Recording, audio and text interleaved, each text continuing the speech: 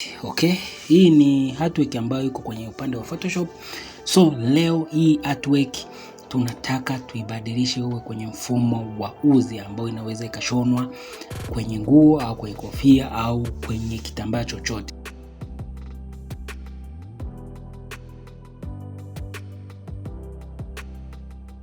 Okay, kitu cha kwanza ambacho tutafanya ni import this artwork.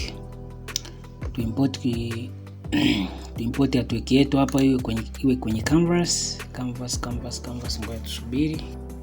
Okay, artwork yetu imefunguka friends.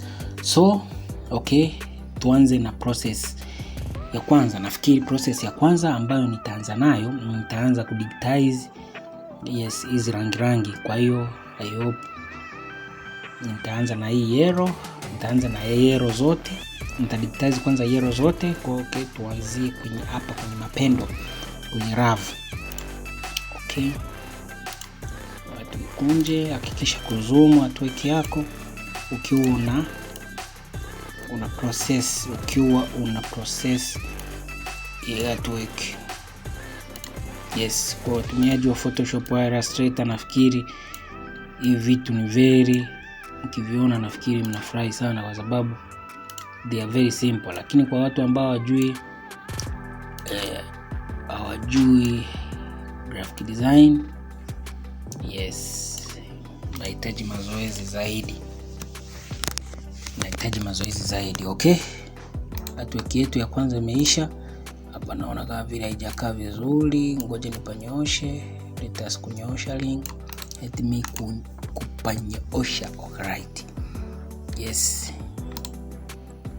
Na hapa naona hapa hajakaa vizuri, insert. Okay,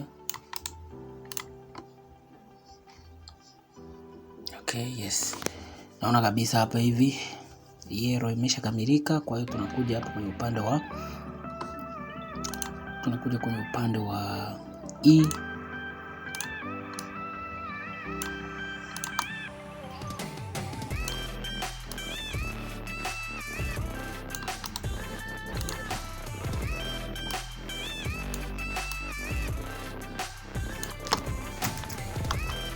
Okay, tunaendelea kufanya maajabu ndugu yangu. Usichoke. This is the simplest way unaweza kwenda. Kwa hiyo na digitize kwanza yellow tu. Na digitize yellow zote. Okay. Unaona yani ninavyozidi kwenda. Kwa hiyo kama utakuwa na swali, una maoni, uliza ndugu yangu. Unavyozidi kuuliza ndivyo unazidi kugain more skill. Lakini ukikaa kimya, ndugu yangu, utajikuta vitu hivi vinakupita kama upepo. Uliza, komenti, chukua namba, piga simu au fanya nini. Okay, yellow nafikiri tumemaliza. Let us label it as yellow. Kwenye upande wa yellow tumemaliza. So nafikiri hapa hivi rangi inayofuata tufanye pinki. Fanye pinki. Fanye pinki.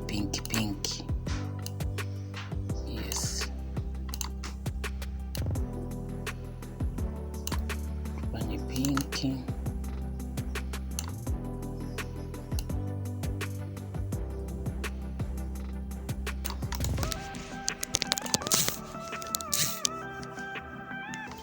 Fanye pinki. Okay, I hope mnapata concept. Kwa watu labda ni wapi hapa. Lakini kama unahitaji kufahamu zaidi, it's better uanze kuangalia zile videos ambazo nimeposti.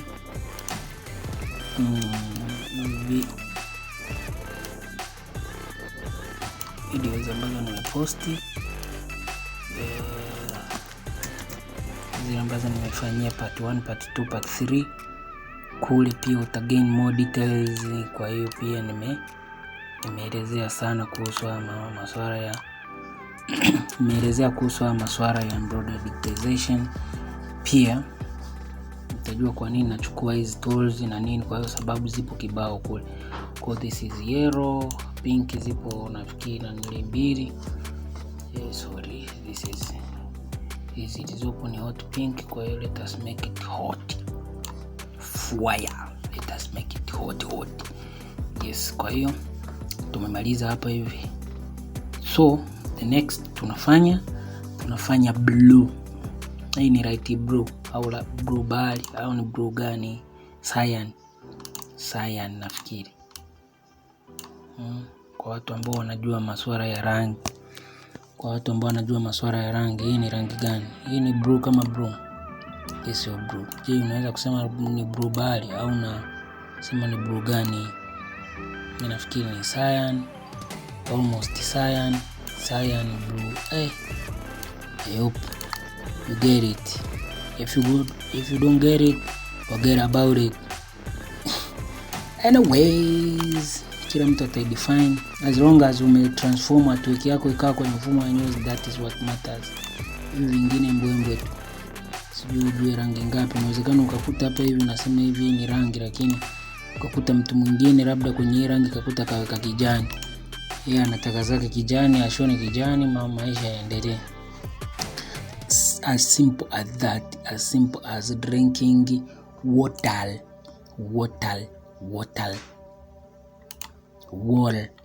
Alright, I hope you get what I'm trying to convey to you, brothers and sisters.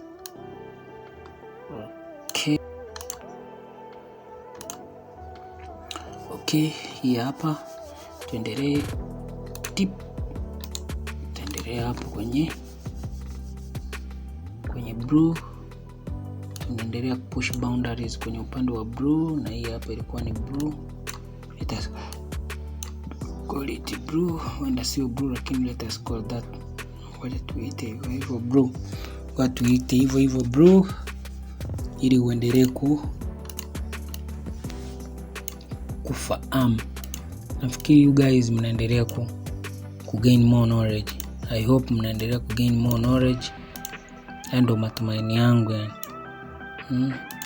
Walio wengi wameniuliza maswali, walio wengi wamepata ufumbuzi.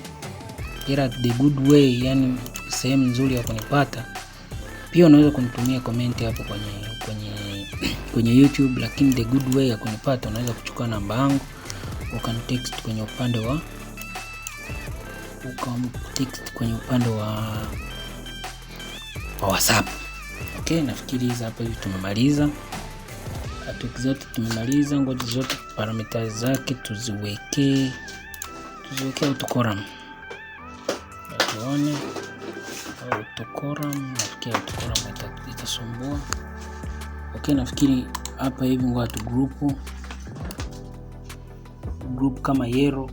Yani kwa hiyo rangi unabidi uzigroup kivyake. Usije uka group blue and black au black and yellow. Kila artwork isimame kivyake. So tunaenda ku digitize ili andishi la friend. So kitu ambacho idea yangu ni kwamba tulianza na yellow, tukaja na pink, tukaja na blue. Kumbuka blue ilikuja itashona hii, itakuja kushona hii. Kwa hiyo itakuja kuishia hapa hivi. So kwenye kushona ili andishi tutakuja hivi, tunarudi hivi. Sio hivi unarudi hivi. Unaanzia hapo hivi unarudi nyuma huku, kwa sababu sindano ziliishia maeneo ya huku. Kwa hiyo tutaanzia huku tunarudi nyuma. Kwa hiyo the easiest way tunaanza ku digitize akakamkia, akasubiri niseme nikamkia, subiri nikastroke. Nafikiri wewe utakaribu unavyojua wewe hapo hivi. Cha muhimu to digitize, cha muhimu to transform graphic artwork tuweke kwenye mfumo wa OOZ.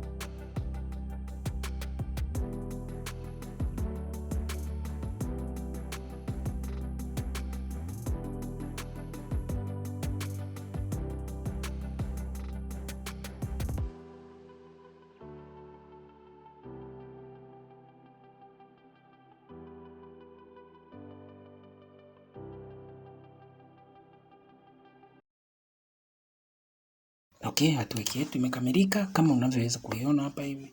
It is very clean, very clear, very amazing, very sweet, very amazing kiukweli. So nafikiri umejifunza kitu leo. Ulikuwa nami Proteus kutoka Silverhunter Creative Syndicate.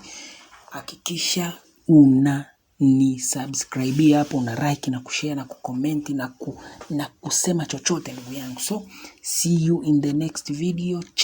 Ciao. Kumbuka ubonga ulesha ugali unalishwa maarifa.